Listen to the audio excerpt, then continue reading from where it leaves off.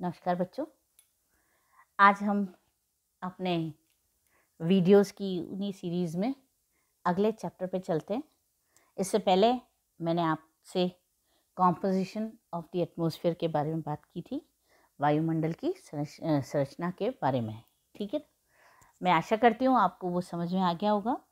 अब आगे चलते हुए अपन आते हैं वायुमंडल की परतें अथवा वायुमंडल का स्तरीकरण, structure of the atmosphere, stratification of the atmosphere. ठीक है, वर्तमान युग में आधुनिक उपकरणों के तीव्र विकास के साथ वायुमंडल के बारे में अभिनव नूतन जानकारी के आधार पर वायुमंडल का विस्तार 80,000 किलोमीटर से अधिक माना गया है, लेकिन धरातल से केवल 800 किलोमीटर ऊंचाई तक का ही वायुमंडल अधिक महत्वपूर्ण है। तापमान के आधार पर वायुमंडल को निम्न स्तरों पर या परतों में विभाजित किया जाता है।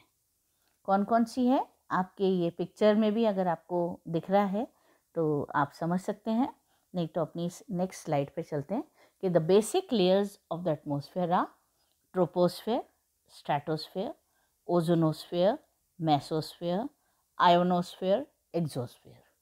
ये 6 लेयर्स हैं।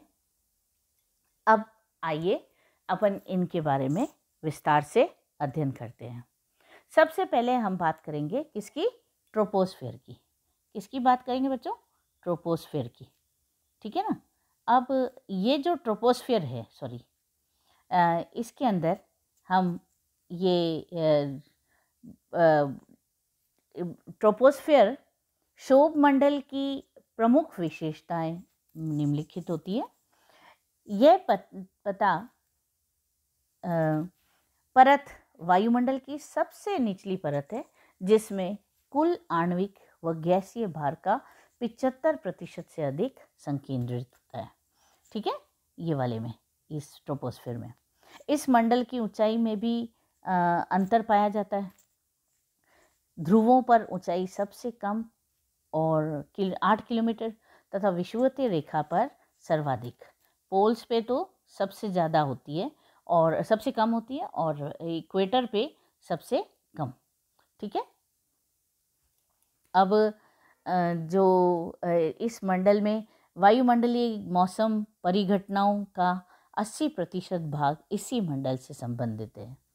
पवन यानी कि विंड्स जो है, पवन, विंड्स, वायुमंडलीय विक्षोभ, संवहन धाराएं, करेंट्स, साइक्लोन्स, चक्रवात, है ना, ये सब इधर ही देखने को मिलती है। फिर वाताग्र, तूफान आदि इसी परत में चलते हैं। इस मंडल में धूलकण, आर्द्रताग्राही नाभिक, विभिन्न प्रकार की भारी गैसें जैसे O2, NO2, NO, N2, फिर CO2, है ना, अधिक है। इसके कारण इस परत के निचले भाग में वायुदाब भी अधिक पाया जाता है। वायुमंडल की इस परत में विकिरण रेडिएशन, क्या चीज? रेडिएशन, कंडक्शन, संचालन और संवहन इज कन्वेक्शन अधिक होता है। ठीक है, वायुमंडल गर्म व ठंडा हो जाता है। फिर इसके अलावा इसमें टेरेस्ट्रियल, पार्थिव विकिरण, टेरेस्ट्रियल रेडिएशन की क्रिया भी होती है, जिससे पृथ्वी तल के तापमान में संतुलन बना रहता है। इस मंडल में तापक्षय दर भी होती है। प्रति 1000 मीटर की ऊंचाई पर 6.5 डिग्री तापमान कम हो जाता है, जिसे नॉर्मल लैप्स रेट कहते हैं। ठीक है, क्षोभ मंडल में बढ़ती ऊंचाई के साथ वायुदाब भी कम हो जाता है, और प्रति 270 मीटर की ऊंचाई पर इस वायुदाब कम हो जाता है, और 5.5 किलोमीटर की ऊंचाई पर आधा वायुदाब रह जाता है। इस परत को परिवर्तन मंडल भी कहते हैं। इसको परिवर्तन मंडल भी कहते हैं। ठीक है, परिवर्तन मंडल भी कहते हैं, क्योंकि यह मंडल कभी भी शांत नहीं रहता। वायुमंडलीय विक्षोभ, बादलों की गर्जन, बिजली चमकना आदि क्रियाओं के कारण रेडियो में भड़बड़ाहट होती है। सभी संवेदनशील प्रभावों की उत्पत्ति इसी मंडल में होती है। अब है क्षोभ मंडल में वायु का क्षैतिज प्रवाह होता है, उसे पवन कहते हैं। वायु का जो लंबवत प्रवाह होता है उसे वायुधारा कहते हैं। इसी परत के नीचे जैव मंडल पाया जाता है। ठीक है, जैव मंडल, जैव मंडल इसी परत के नीचे पाया जाता है, इसी परत के। ठीक है, और इसे अधोमंडल भी कहते हैं, जिसमें वनस्पति और ये सब देखने को मिलते हैं। आगे आपको समझे? ठीक है, अब ऋतु परिवर्तन, सर्दी, गर्मी, वर्षा इसी परत में होती है। जो क्लाइमेट चेंज किधर होता है? इसी उसमें होता है। ठीक है, और दूरगामी पवनें चलती हैं जिन्हें जेट स्ट्रीम्स कहाँ चलती है बच्चों? ट्रोपोस्फियर में। जेट स्ट्रीम्स ये कहाँ चलती है? ट्रोपोस्फियर के अंदर, इस ट्रोपोस्फियर के अंदर। ठीक है, तो ये हो गया। कहा जाता है जेट स्ट्रीम के प्रभाव से क्षोभ मंडल की ऊंचाई जगह जगह पर बढ़ जाती है। अब इन्वर्जन ऑफ टेम्परेचर भी इधर ही पाया जाता है। इन्वर्जन ऑफ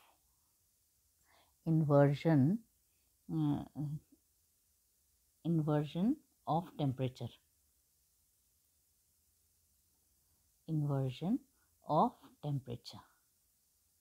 ये भी इधर ही पाया जाता है। ठीक है, अब क्षोभ मंडल ट्रोपोस्फियर के ऊपर पतली परत पाई जाती है जिसमें कोई विशेष मौसमी परिवर्तन नहीं होता है। ठीक है, अब आते हैं अपन, नेक्स्ट है स्ट्रेटोस्फियर। अब हम बात करेंगे स्ट्रेटोस्फियर के बारे में। ये जो मंडल है, ये वायुमंडल ऊपर तथा समताप सीमा के बीच वायुमंडल समताप मंडल कहलाता है। क्षोभ मंडल और समताप, उसमें समताप मंडल के ऊपरी भाग में समताप सीमाएं पाई जाती हैं, स्ट्रैटस। ठीक है, यह पृथ्वी के वायुमंडल के मध्यवर्गीय परत जिसका विस्तार भूतल से लगभग 8 किलोमीटर से 50 किलोमीटर की ऊंचाई तक पाया जाता है।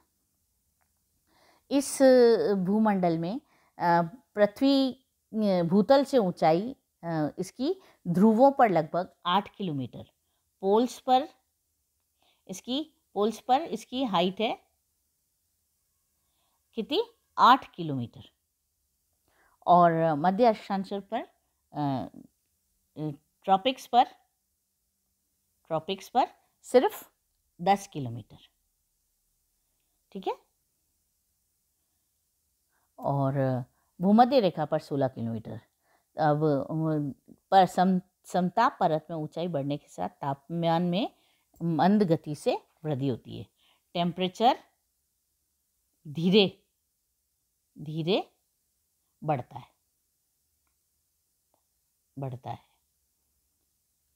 ठीक है, और इस मंडल में तापमान लंबवत परिवर्तन होता है।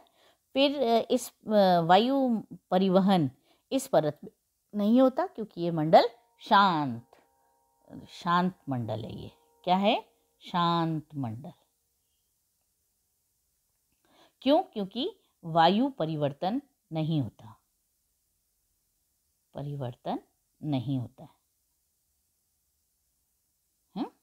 ठीक है, वायु परिवर्तन इसमें नहीं होता।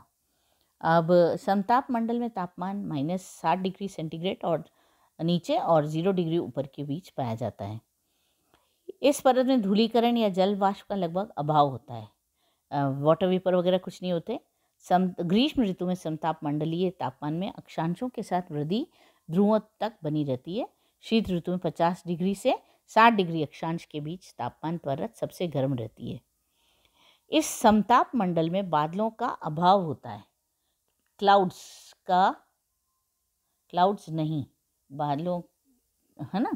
परंतु कभी कभी संवहन धाराएं तथा क्षोभ सीमा को तोड़कर इस समताप मंडल में कुछ जलवाष्प ला देती है, जैसे कभी कभी विशेष प्रकार के बादलों की स्पेशल बादलों की वो होती है, विशेष प्रकार के बादलों की उत्पत्ति होती है।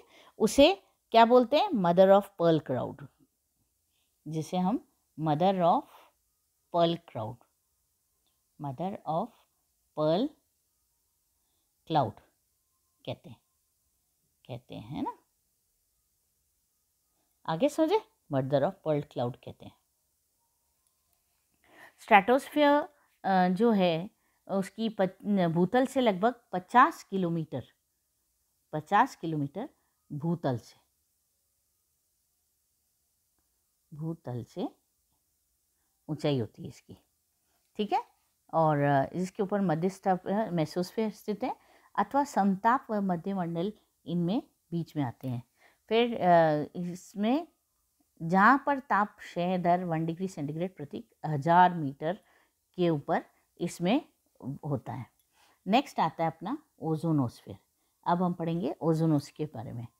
ओजोनोस्फीयर जो है ये ओजोन गैस की प्रधानता होती है, ओजोन गैस की प्रधानता होती है, इसमें इम्पोर्टेंट है इसमें, ठीक है, ओजोन गैस।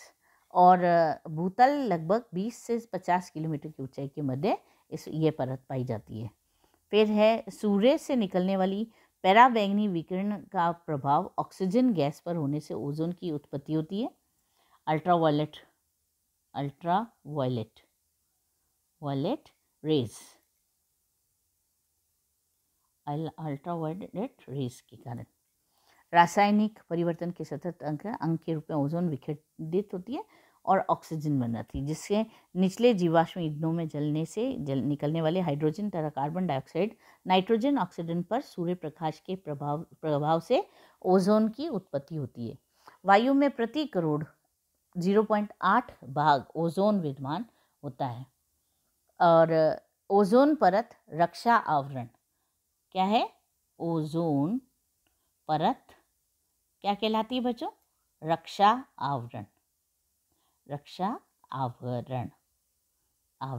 आवरण के रूप में काम करती है। और यह पैराबैंगनी विकिरण तरंग व अवशेषों से पर होती है, जिससे लघु रंगीन पैराबैंगनी किरणें परिवर्तन मंडल तथा भूतल तक नहीं पहुंच पाती है। ओजोन परत के अभाव में सूर्य की पैराबैंगनी किरणें भूतल पर पहुंच सकती हैं। तो हमें अगर अल्ट्रावायलेट किरणों से बचाता है तो कौन सा? ये वाला लेयर, ओजोन लेयर हमको किससे बचाता है? अल्ट्रावायलेट किरणों से, ठीक है, पैराबैंगनी, है ना। जीवाश्म ईंधनों के जलने से उत्पन्न नाइट्रिक ऑक्साइड जल तथा क्लोरीन यौगिकों की प्रतिक्रिया से ओजोन का क्षय होता है, और इनमें से किसी भी प्रतिक्रिया के फलस्वरूप ओजोन मंडल में ओजोन का क्षय होने से इसमें अनेक छिद्र बन जाते हैं, ठीक है। ओजोन परत में पहला छिद्र अंटार्कटिका महाद्वीप 1988 में ब्रिटिश वैज्ञानिकों ने बताया, और जेट विमानों से निस्सृत नाइट्रोजन ऑक्साइड स्प्रेकेन डिस्पेंसर वातानुकूलन तथा प्रशीत तलक आदि से निकली क्लोरोफ्लोरो कार्बन आदि से ओजोन का निरंतर अवक्षय हो रहा है, जो वर्तमान में विश्व स्तरीय पर्यावरणीय समस्या बन चुकी है। जो है ना ओजोन क्लोरोफ्लोरो गैस अधिक होती है इसमें, है ना। इसकी वजह से हमारा इन्वायरमेंट पे इफेक्ट हो रहा है, ठीक है बच्चों। अब आते हैं अपन मेसोस्फीयर। नेक्स्ट, मेसोस्फीयर जो है वो भूतल से लगभग 50 किलोमीटर से लेकर 80 किलोमीटर की ऊंचाई तक का भाग मध्यमंडल कहलाता है। 50 किलोमीटर से 80 किलोमीटर की ऊंचाई, है ना, ऊंचाई वाला भाग ये वो कहलाता है, ठीक है। इस मंडल में तापमान का ह्रास होता है। रासायनिक प्रक्रियाओं की प्रधानता के कारण इसे केमोस्फीयर भी कहा जाता है। सूर्य के प्रकाश में यह परत रेडियो तरंगों को अवशोषित करती है। ये कारण है कि दिन में कम आवृत्ति पर भी रेडियो ट्रांसमिशन प्राप्त होता है। Radio transmission